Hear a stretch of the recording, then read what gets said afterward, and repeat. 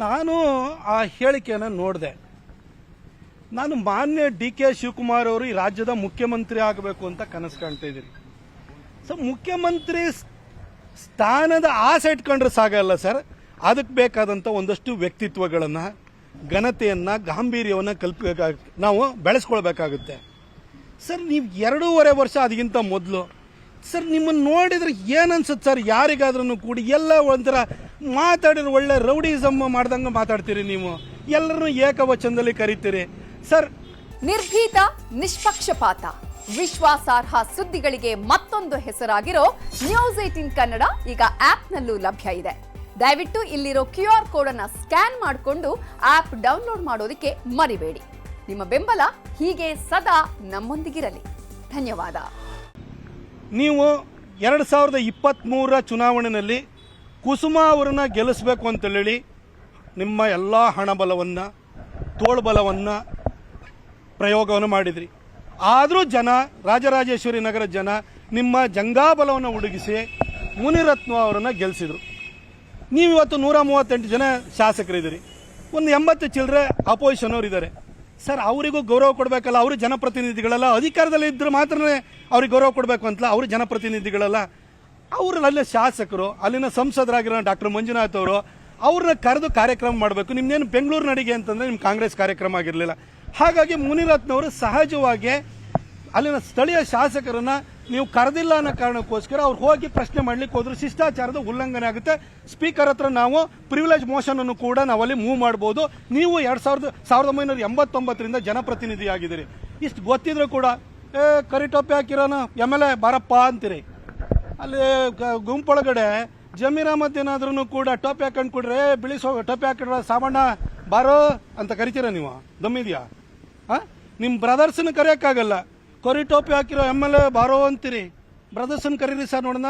ಬಿಳಿ ಟೋಪಿ ಹಾಕಿರುವ ಸಾಮಣ್ಣ ಬಾರೋ ಜಮೀರು ಅಂತ ಕರೀರಿ. ನಿಮ್ಮ ದಮ್ಮಿದ್ರೆ ಕರೀರಿ. ಭಾಳ ನೀವೆಲ್ಲ ಏನು ವೀರಾವೇಶದಿಂದ ಮಾತಾಡ್ತೀರಿ, ಭಾಳ ಶಕ್ತಿವಂತರಲ್ಲ ನೀವು. ಕರೀರಿ ಸರ್. ಅದನ್ನು ಕರೆಯೋಕೆ ನಿಮ್ಮ ಕೈಲಿ ಆಗಲ್ಲ. ಏನು ಮುನಿರತ್ನ ಅವ್ರನ್ನ ಟಾರ್ಗೆಟ್ ಮಾಡಿ ಸರ್, ಜನ ಗೆಲ್ಸಿದರೆ ಗೌರವ ಕೊಡಿ. ನಿಮಗೆ ಅವ್ರು ಇನ್ಯಾರನ್ನೋ ಜನಪ್ರತಿನಿಧಿ ಮಾಡ್ಕೊಳ್ಬೇಕು, ಕುಸುಮ ಅವ್ರನ್ನೇನೋ ದಂಡಿಗೆ ಕೂರಿಸ್ಬೇಕು, MLC ಮಾಡ್ಕೊಳ್ಳಿ ಸರ್, ರಾಜ್ಯಸಭಾ ಕಳಿಸಿ. ಅದು ಬಿಟ್ಟು ನೀವಲ್ಲಿರುವಂಥ ಚುನಾಯಿತ ಪ್ರತಿನಿಧಿನ, ರಾಜರಾಜೇಶ್ವರಿ ನಗರದ ಜನ ಗೆಲ್ಸಿರುವಂಥ ಚುನಾಯಿತ ಪ್ರತಿನಿಧಿನ ನೀವು ಅವಮಾನ ಮಾಡಿಸ್ತೀರಿ ಅಂತಂದ್ರೆ ಅಲ್ಲಿನ ಮತದಾರನ ಅವಮಾನ ಮಾಡ್ದಂಗೆ. ಯಾಕೆ ಅದನ್ನು ಮಾಡ್ತಾ ಇದ್ದೀರಿ ಸರ್ ನೀವು?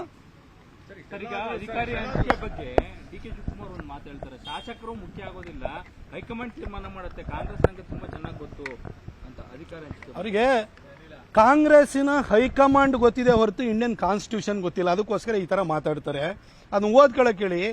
ಅಧಿಕಾರ ಯಾರಿಗೆ ಸಲ್ಲಬೇಕು ಅನ್ನೋದು ಒಂದು ಕ್ಷೇತ್ರದ ಜನಪ್ರತಿನಿಧಿಗೆ, ಅದು ಗ್ರಾಮ ಪಂಚಾಯಿತಿ ಮೆಂಬರ್ ಇರ್ಬೋದು, ಪಾರ್ಲಿಮೆಂಟೇರಿಯನ್ ಇರ್ಬೋದು, ಮಿನಿಸ್ಟರ್ ಇರ್ಬೋದು, ಸ್ಥಳೀಯ ಜನಪ್ರತಿನಿಧಿಗಳಿಗೆ ನಾವು ಆಹ್ವಾನ ಕೊಡಬೇಕು. ಅವರ ನೇತೃತ್ವದಲ್ಲೇ ನಾವು ಕಾರ್ಯಕ್ರಮವನ್ನು ಮಾಡಬೇಕು. ನಿಮ್ಮ ಮಿನಿಸ್ಟರ್ ಆದ್ರೆ ಬರಲಿ, ನಿಮ್ಮ ಕಾಂಗ್ರೆಸ್ಸಿನ ಯಾರಿದ್ದಾರೆ, ನಿಮ್ಮ ಕಾರ್ಯಕರ್ತರು ಯಾರಿದ್ದಾರೆ, ನಿಮಗೆ ಪ್ರೀತಿ ಪಾತ್ರರು ಯಾರಿದ್ದಾರೆ, ಬಂದು ನಿಮಗೆ ಬುಕ್ಕೆ ಕೊಟ್ಟು ರಿಸೀವ್ ಮಾಡ್ಬೋದೇ ಹೊತ್ತು ವೇದಿಕೆ ಮೇಲೆ ಕೂರಿಸ್ಕೊಳ್ಳೋಕ್ಕಾಗಲ್ಲ.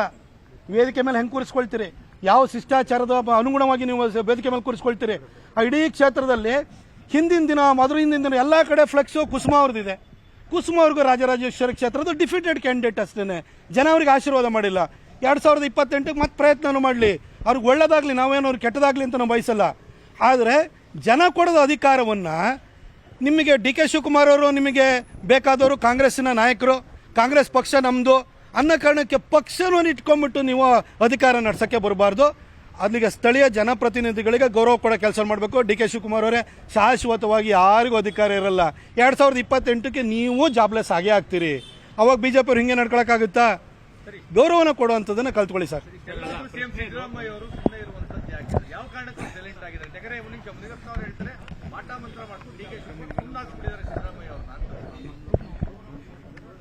ನನಗೆ ಗೊತ್ತಿಲ್ಲ ಅಂಥ ವಿಚಾರದ ಬಗ್ಗೆ ಎಲ್ಲ ಗೊತ್ತಿಲ್ಲ. ಡಿ.ಕೆ. ಅವರು ಈ ರೀತಿ ವರ್ತನೆ ಮಾಡೋದು ನೋಡಿದ್ರೆ ಸಿದ್ದರಾಮಯ್ಯನವ್ರಿಗೆ ನಿಜವಾಗ್ಲೂ ಖುಷಿಯಾಗಿರುತ್ತೆ. ಯಾಕೆ ಅಂತ ಹೇಳಿದ್ರೆ ಡಿ.ಕೆ.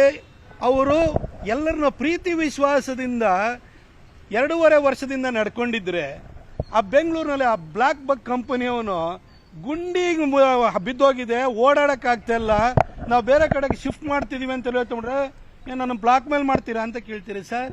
ಬ್ರ್ಯಾಂಡ್ ಬೆಂಗಳೂರು ಅಂತ ಟಮಟೆ ಹೊಡೆದ್ಬಿಟ್ಟು ಬಂದವ್ರು ಯಾರು? ಗುಂಡಿ ಮುಚ್ಚಕ್ಕಾಗಲಿಲ್ಲ. ಬಿಜೆಪಿ ಸರ್ಕಾರ ಇದ್ದಾಗ ನೀವು ತರಾವರಿ ಆರೋಪಗಳು ಮಾಡಿರಿ, ಆದರೆ ಯಾರು ರಸ್ತೆ ಗುಂಡಿ ಬಿದ್ದಿದ್ದೇವೆ ಅಂತ ಯಾರು ಹೇಳಿಲ್ಲ ಸರ್. ಆಮೇಲೆ ಅಲ್ಲಿ ಒಂದು ಮೇಕೆದಾಟುನಲ್ಲಿ ಮಾಡ್ತೀವಿ ನಮ್ಮ ನಡಿಗೆ ಯಾವುದೋ ಎಂತ ನೀರಿನ ಕಡೆಗ ಏನೋ ಹೇಳಿದ್ರು ಒಂದು ಅವಾಗ ನಮ್ಮ ನೀರು ನಮ್ಮ ಹಕ್ಕು ಅಂತ ಬಂದರು. ಆಯ್ತಾ ಸರ್, ಮೇಕೆದಾಟು 2.5 ವರ್ಷ ಆಯಿತು, ಸ್ಟಾಲಿನಿಗೆ ಒಂದು ಮಾತು ಹೇಳೋಕ್ಕಾಗಲ್ಲ, ಮತ್ತು ಕೇಂದ್ರ ಸರ್ಕಾರದ ಹತ್ರ ಬೆರಳು ತೋರಿಸ್ತೀರಿ. ಇಂಥ ಪರಿಸ್ಥಿತಿ ಬಂದು ಸರ್, ನಿಮ್ಮ ಈ ನಡತೆಯಿಂದಾಗಿ ಸಿದ್ದರಾಮಯ್ಯನವರು ಆರಾಮಾಗಿದ್ದಾರೆ. ನಾನು ಡಿ ಕೆ ಶಿವಕುಮಾರ್ ಅವರೇ, ನೀವು ಕೂಡ 1989ರಲ್ಲಿ ಕಾಂಗ್ರೆಸ್ಸಿಂದ ನೀವು ಆಯ್ಕೆ ಆದಂಥವ್ರು, MLA ಆದವರು, ಮಂತ್ರಿ ಆಗಿದ್ದೀರಿ, ಈಗ ಉಪಮುಖ್ಯಮಂತ್ರಿ ಆಗಿದ್ದೀರಿ. ನೀವು ಮುಖ್ಯಮಂತ್ರಿ ಆಗಬೇಕು ಅನ್ನೋ ನಿಮ್ಮ ಆಸೆ ಖಂಡಿತ ನಾನು ತಪ್ಪು ಅಂತ ಹೇಳಿದ್ರೆ, ಯಾಕೆಂದ್ರೆ ಇಲ್ಲಿ ಇರುವಂಥವ್ರು ಒಬ್ಬ MLA ಆದ ಕೂಡಲೇ ಮಂತ್ರಿ ಆಗಬೇಕು, ಮಂತ್ರಿ ಆದ್ರೆ ಮುಖ್ಯಮಂತ್ರಿ ಆಗಬೇಕು ಅಂತ ಬಯಸ್ತಾನೆ. ನೀವು ಹೆಚ್ಚು ಕಡಿಮೆ 40 ವರ್ಷದಿಂದ ಚುನಾಯಿತ ಜನಪ್ರತಿನಿಧಿ ಆಗಿದ್ದೀರಿ, ನಿಮಗೆ ಆಸೆ ಇರೋದು ತಪ್ಪಲ್ಲ. ಆದರೆ ಜನ ನಿಮ್ಮ ವರ್ತನೆ ಅನ್ನೋದು, ನಿಮ್ಮ ನಡವಳಿಕೆ ಇರೋಂಥದ್ದು, ನಾಳೆ ಬೆಳಗ್ಗೆ ಡಿ ಕೆ ಶಿವಕುಮಾರ್ ಅವರು ಮುಖ್ಯಮಂತ್ರಿ ಆಗಬೇಕು ಅಂತ ಜನನ ಮನಸ್ಸಿಗೆ ಅನ್ನಿಸ್ಬೇಕು. ಆ ರೀತಿ ನಡ್ಕೊಳ್ಳಿ ಸರ್. ಇಲ್ಲಾಂದ್ರೆ ಸಿದ್ದರಾಮಯ್ಯನವರು ನಿಮ್ಮ ನಡವಳಿಕೆನೇ ಮುಂದೆ ಮಾಡಿ ಇವ್ರ ಕೆಲ ನಿಮ್ಮನ್ನು ರೂಲ್ ಮಾಡೋಕ್ಕಾಗಲಿ, ಇವ್ರು ಬಂದರೆ ಬರೀ ರೌಡಿಸಮ್ ಮಾಡ್ತಾನೆ ಅನ್ನೋ ಥರದ ನಿಮ್ಮನ್ನು ಬಿಂಬಿಸ್ಬಿಟ್ಟು ನಿಮ್ಮನ್ನು ಹಾಳು ಮಾಡ್ತಾರೆ. ದಯವಿಟ್ಟು ಇದಕ್ಕೆ ಆಸ್ಪದ ಕೊಡಕ್ಕೆ ಹೋಗಬೇಡಿ, ನಿಮ್ಮ ಬಗ್ಗೆ ಕನ್ಸರ್ನ್ ಇಟ್ಕೊಂಡು ಹೇಳ್ತಾ ಇದ್ದೀನಿ. ನನ್ನ ಪ್ರಶ್ನೆ ಅದೇ ಆಗಿತ್ತು. ಅಂದ್ರೆ ಸಿಎಂ ಗಾದಿ ಇತ್ತಲ್ಲ, ಆ ವಿಚಾರಕ್ಕೆ ಶಾಸಕರು ಬೆಂಬಲ ಇಂಪಾರ್ಟೆಂಟ್, ಅಂದ್ರೆ ಶಾಸಕರ ಸಂಖ್ಯೆ ಇಂಪಾರ್ಟೆಂಟ್ ಅಲ್ಲ, ಹೈಕಮಾಂಡೇ ಮುಖ್ಯ. ಹೈಕಮಾಂಡ್ ತೀರ್ಮಾನ ಮಾಡುತ್ತೆ ಅದನ್ನ, ಯಾರು ಯಾವಾಗ ಎಲ್ಲಿರ್ಬೇಕು ಅನ್ನೋದನ್ನ ಅಂತ. ಅವರ ಹೈಕಮಾಂಡ್ ತೀರ್ಮಾನ ಮಾಡುವಂಥದ್ದು ಇಷ್ಟೇ. ಪ್ರತಿ ತಿಂಗಳು DK ಏನಾದರೂ 100 ಕೋಟಿ ಕಳಿಸ್ತಾ ಇದ್ದಾರೆ ಅಂತಂದ್ರೆ, ಸಿದ್ದರಾಮಯ್ಯ 150 ಕೋಟಿ ಕಳಿಸಿದ್ರೆ ಸಿದ್ದರಾಮಯ್ಯ ಅಧಿಕಾರದಲ್ಲಿ ಮುಂದುವರಿತಿರ್ತಾರೆ. DK ಒಂದು 200 ಕೋಟಿ ಕಳಿಸಿ ಸಿದ್ದರಾಮಯ್ಯ 50 ಕೋಟಿ ಕಳಿಸಿದ್ರೆ DK ಮುಂದುವರಿಸ್ತಾರೆ. ಇದು ಅವ್ರ ಹೈಕಮಾಂಡ್ ನಿಯಮ ಇರುವಂಥದ್ದು. ಅವರಿಗೆ ಇದು ಈ ಸಾರ್ವಜನಿಕ ಜೀವನದ ಬಗ್ಗೆ ಅವ್ರು ಮಾತಾಡ್ತಿಲ್ಲ. ಅವ್ರ ಹೈಕಮಾಂಡ್ ತೀರ್ಮಾನ ಈ ಥರ ಇರುತ್ತೆ. ಸೂಟ್ ಕೇಸ್ ಯಾರು ಜಾಸ್ತಿ ಕಳಿಸ್ತಾರೆ ಅವ್ರ ಅಧಿಕಾರದಲ್ಲಿ ಮುಂದುವರಿತಾರೆ. ಸೂಟ್ ಕೇಸ್ ಏನಾದ್ರು ಸರಿಯಾಗಿ ಕಳಿಸ್ಲಿಲ್ಲ ಅಂತಾರೆ, ಅವ್ರನ್ನ ಇಳಿಸ್ಬಿಟ್ಟು ಬೇರೆಯವ್ರನ್ನ ಚೇಂಜ್ ಮಾಡ್ತಾರೆ ಅಷ್ಟೇ.